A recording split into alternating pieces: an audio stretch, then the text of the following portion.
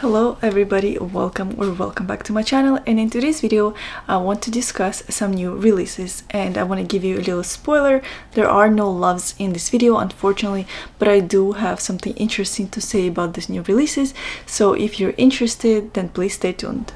And I would love to start with Spiky Muse, and you guys are probably interested in this fragrance because out of all the scents I'm going to discuss, it's the most popular and the most kind of hyped, and so I think that this is an average type of fragrance. There is nothing groundbreaking in this fragrance in my opinion. It's definitely pleasant, it's nice, like if you want to make somebody a nice gift.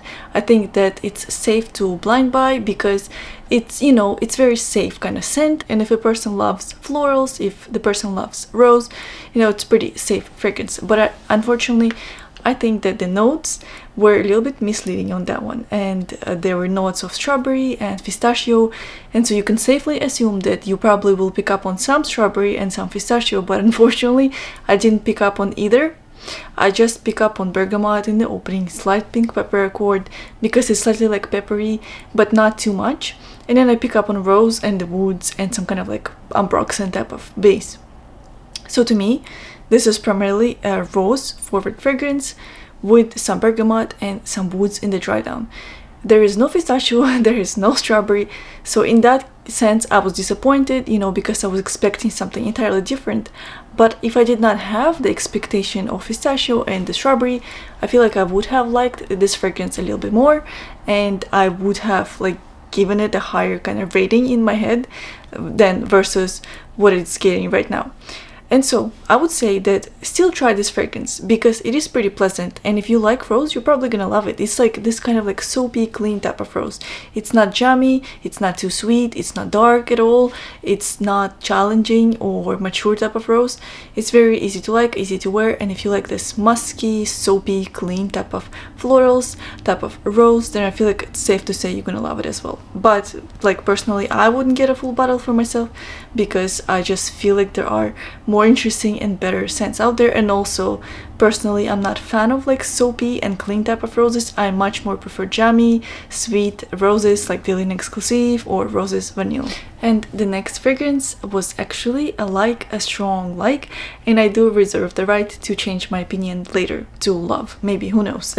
But I'm open to it, it might happen. So this is Milk&Matcha, and honestly I wasn't expected to like it as much as I do because I'm fairly neutral towards matcha. I don't mind it, but also I'm not the biggest fan, and the same applies to food. Like I don't drink matcha a lot, I don't eat like matcha desserts. I do like matcha if it's like matcha latte with some milk and some sweet syrup, but at the same time, you know, it kind of stops being matcha at that point. It's just kind of like a sweet drink with milk. And that's exactly what I like about this fragrance. It's kind of like matcha latte with some sweetener in it. It smells milky, it smells lactonic, but in a good way. It doesn't smell overly milky, it doesn't smell like spoiled milk, you know, because I'm very familiar with lactonic fragrances going wrong, and it happens to me all the time, but it doesn't happen here, you know. There's no like very photorealistic type of lactonic note here. It's more so like perfumey lactonic. And so in the opening you get that beautiful citrusy notes. There is tangerine, I think, and orange. There's something citrusy, and then you also get the matcha smell. There's a lot of it, and then there's tonka bean and vanilla, and I feel that tonka bean and vanilla, they really make this fragrance dessert-like, and they make it sweet, and they make it more kind of wearable. And if you don't like overly green matcha scents, and if you're not a big fan of like very green tea fragrances, I feel like definitely give this one a chance because it goes into more like a latte direction. It's more sweet, it's more approachable, it's not as green, it's not as tea forward as you would expect, and so that's why I really liked it. It kind of almost smells like biscuity a little bit like a cookie, like a warm doughy cookie, so which is really interesting. But you only get that kind of like dessert-like smell in the opening, and then it kind of blends into more like a floral matcha smell. So overall I think it's a really high rating for me, and I definitely might change my opinion to love about it. And I really highly suggest to try it if you're tapping, you know, into tea fragrances and you just want something sweet and approachable. And now let's mix up my positive review of the previous fragrance with the really negative review of Dallachai by Montal. So I want to preface, if you haven't tried Montal, this fragrance house has a particular musky DNA that a lot of people don't love, but I actually do like it, and I don't find it overbearing or overpowering. So a lot of the fragrances from this house I love, especially I love Arabians Musk, and I also love Intense Cafe.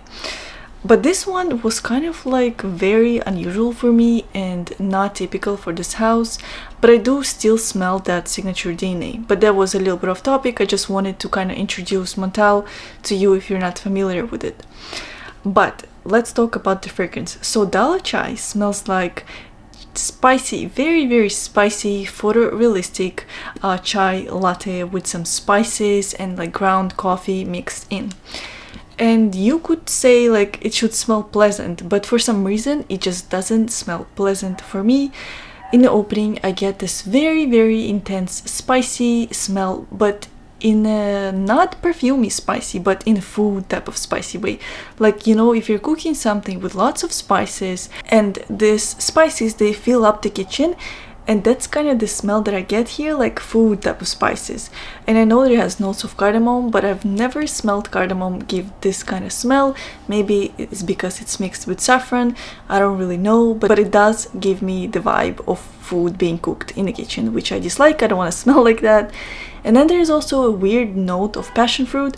I mean that it's weird because it's just, in my opinion, thrown in there, and it doesn't really go in there. Like there are spices, there's coffee, there's milk. How does the passion fruit fit in this whole combination? In my opinion, it doesn't, and it makes things worse. So I feel like I'm already talking so much bad things about this fragrance.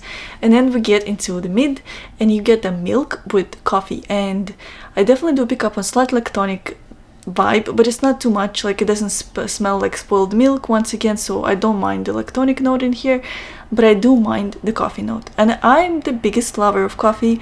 I love coffee in every shape and form. I love the smell of coffee, I love the taste of coffee, and here it just smells kind of like bitter and a little bit sour coffee. You know, sometimes you get that smell when you make Turkish coffee, and the only smell of coffee I don't like is the smell of Turkish coffee, and that's what it gives me.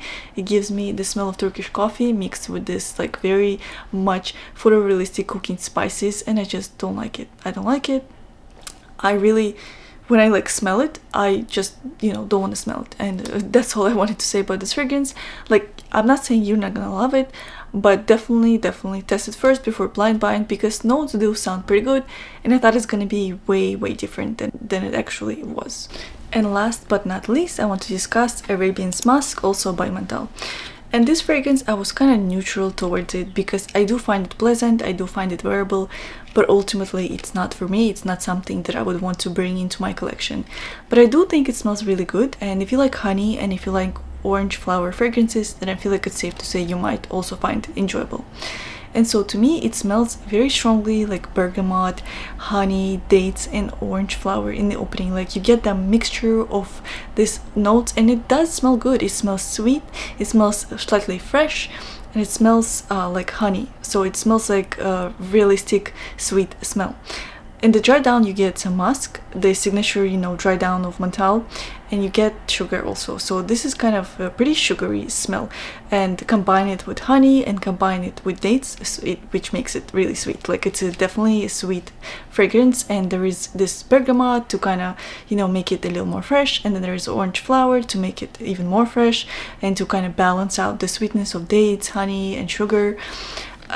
But I still think that it definitely stays pretty sweet throughout the wear, and it does dry down, you know, to this kind of sugariness and muskiness, and I do find it pleasant. Like I've said, it's just not something that I would gravitate towards because I have scents that I much more prefer over this one, and that's why I was kind of neutral. But you know, I am always for trying new scents and for discovering new things and for exploring for yourself, so definitely give this one a chance. And this is like a way safer option versus the Dallachai.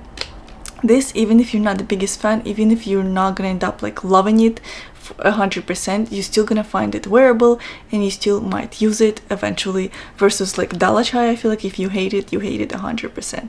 So that was all. That was my opinion on these 4 new scents. Have you guys already tried them, and if so, what do you think? Please share your opinion in the comments, and I'll see you in the next video. Bye!